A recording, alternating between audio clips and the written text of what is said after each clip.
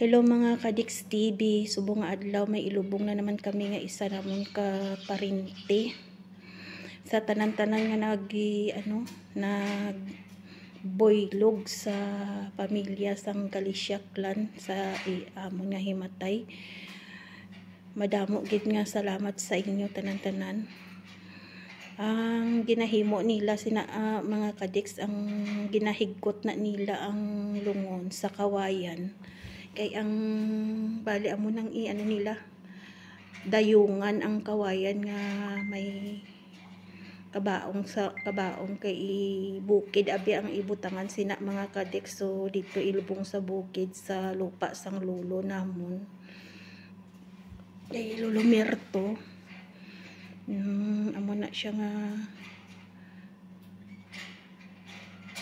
pinabutangan gid nila sang karton mga Kadiks para hindi magasgas ang lungon. Kay budlay abi dito mga Kadiks pataklad kay hindi kasulod ang sakyanan, amo na nga ginidayungan dayong japon ang ang paglubong sang patay namon dito. Dari ni siya sa mga Kadiks sa sa Lake Cebu nga area.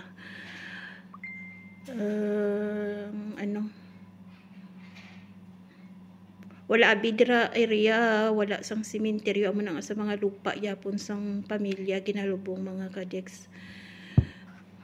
Tara, samahan nyo kami mga Kadiks sa amon nga paghatod sang amon nga pakaisa sa iyang last part sang iyang life nga nga life diri sa kalibutan. Kay ulitin ko sa'yo ang nadarama ng aking puso, ang damdamin ko'y para lang sa'yo. Kahit kailan may di magbabago, ikaw ang aking hanap sa gabi't araw. Ikaw ang nais ko sa tuwi na ay natatanaw. Ikaw ang buhay at pag-ibig, wala na ngang iba. Sa aking puso'y tunay kang nag-iisa. Di ko nais na mawalay pa kahit sandali sa aking piling.